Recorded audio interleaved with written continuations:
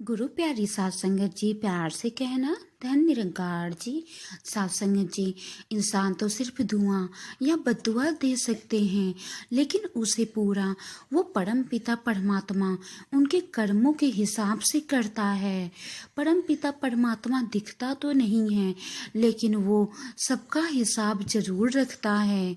गुरु प्यारी साध संगत जी, आज की साखी इसी विषय पर आधारित है, इसे पूरा जरूर सुने। साध संगत जी, एक भिखारी रोज एक सेठ के दरवाजे पर जाता और भीख के लिए आवाज लगाता। साध संगत जी, जब भिखारी की आवाजें सुनकर सेठ दरवाजे पर आता तो उस भिखारी को बहुत ही बुरा भला कहता, उसे गालियां भी देता, उसे ताने भी मारता और कहता था, मर जाओ, क्यों कोई काम नहीं करते? क्या जीवन भर भीख ही मांगते रहोगे क्या? और कभी कभी तो वो भिखारी को ढकेल भी देता। पर भिखारी सिर्फ इतना ही कहता, ईश्वर तुम्हारे पापों को क्षमा करे, ईश्वर सब देख रहा है। गुरु प्यारी साध संगत जी, एक दिन सेठ बहुत ही गुस्से में था, क्योंकि उसके व्यापार में बहुत ही बड़ा घाटा हुआ था। उसी वक्त वो भिखारी भीख मांगने के लिए सेठ के दरवाजे पर आया और फिर भीख के लिए आवाज लगाने लगा।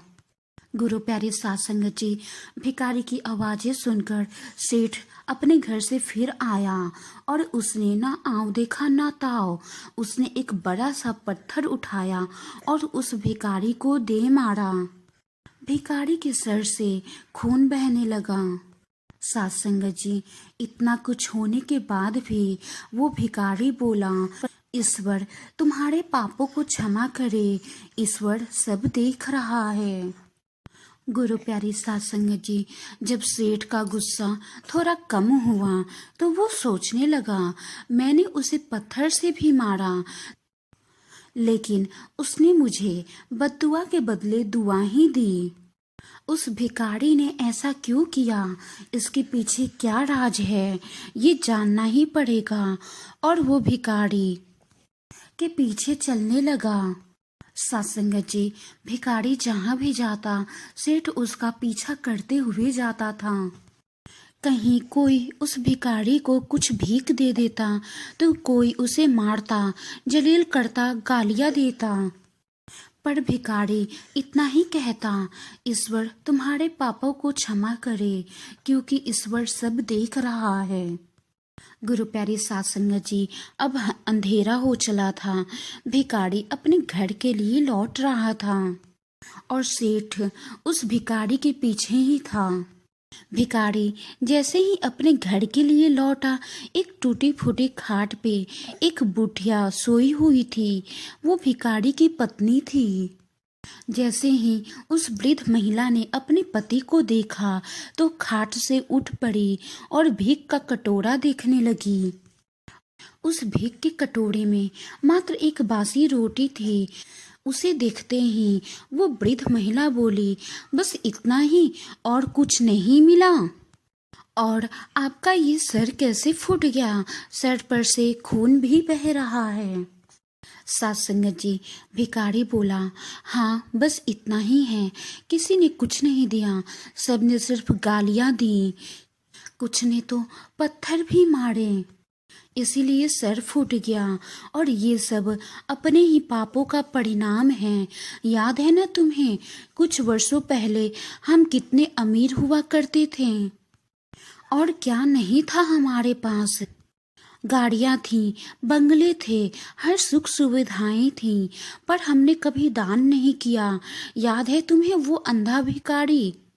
साध संगत जी, भिखारी की बातें सुनकर उस वृद्ध महिला की आंखों में आंसू आ गए और उसने कहा, हाँ याद है मुझे, कैसे हम उस अंधे भिखारी का मजाक उड़ाते थे, कैसे वो भीख मांगने आता था तो उसके कटोरे में रोटियों की जगह एक खाली कागज रख देते थे।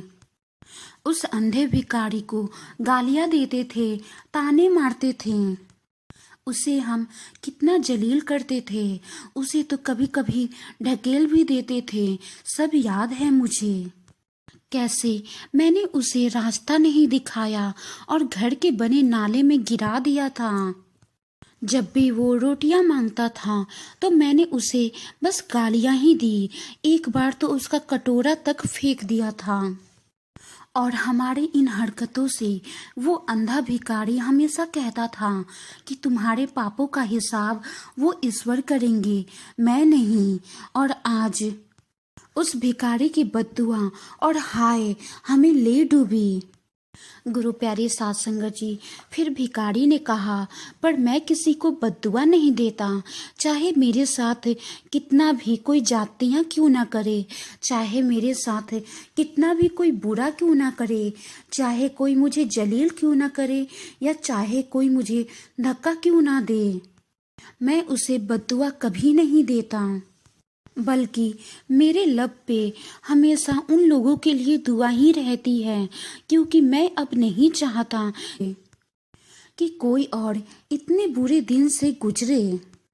इसलिए मेरे साथ अन्याय करने वालों लोगों को भी मैं सिर्फ दुआएं ही देता हूँ, क्योंकि उनको पता भी नहीं रहता कि वो क्या पाप कर रहे हैं, कि सीधा वो पाप ईश्वर देख रहा है।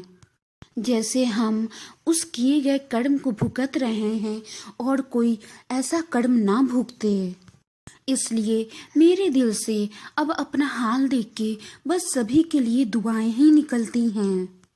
गुरु प्यारी सात संगत जी, सेठ छिप कर चुपके चुपके भिखारी और उसकी पत्नी वृद्ध महिला की बातों को सब सुन रहा था। सेठ को अब सारी बातें समझ में आ गई।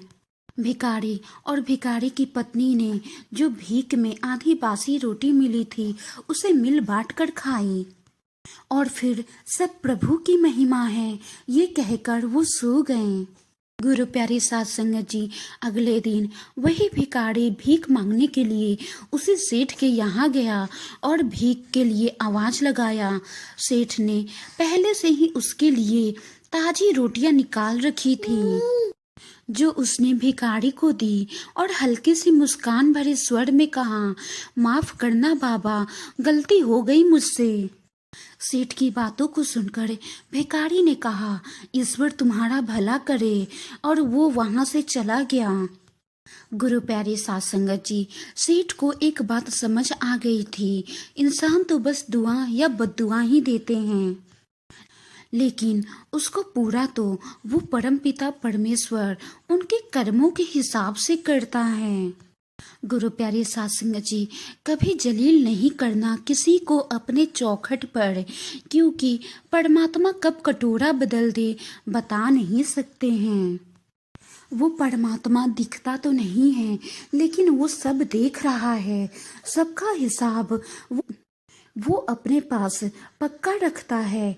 इसलिए हमेशा अच्छे कार्य ही करे, अच्छा कर्म करे, लोगों सबसे बहुत ही प्यार से बातें करें। गुरु प्यारे सात संगत जी, कभी किसी को जलील ना करें, और आपके साथ कोई भी कितना बुरा व्यवहार क्यों ना करे, लेकिन हमेशा उसके लिए परमात्मा से सिर्फ दुआ ही मांगें, क्योंकि दुआओं में बहुत ही ताकत होती है। आप दूसरों के लिए दुआ मांगेंगे, परमात्मा आपकी भी दुआ कबूलेंगे और दूसरों को भी दुआ को कबूल करेंगे। लेकिन अगर हम दूसरों के लिए गड्ढा खोदेंगे और दूसरों के लिए बद्दुआ मांगेंगे तो वो बद्दुआ क्या पता हमें ही लग जाए और उस गड्ढे में हम ही गिर जाएं। इसलिए हम सिर्फ सबके लिए दुआ ही दुआ मांगें। गुरु प्यारे सात संगत जी, वाणी में कोई त्रुटि हुई हो तो क्षमा करना जी, बख्श लेना। तू ही निरंकार मैं तेरी शरणा, मैनू बख्श लो। तू ही निरंकार मैं तेरी शरणा, मैनू बख्श लो। गुरु प्यारी सात संगत जी, प्यार से कहना धन निरंकार जी। सात संगत जी, आपको ये साखी कैसी लगी कमेंट बॉक्स में कमेंट करके ज़रूर बताएं। अगर साखी अच्छी लगी हो तो साखी को लाइक करें, शेयर करें और कमेंट करें। अगली बार एक और प्यारी सी साखी के साथ आप जी से मुलाकात होगी। गुरु प्यारी सात संगत जी, प्यार से कहना धन निरंकार जी। गुरु प्यारी सात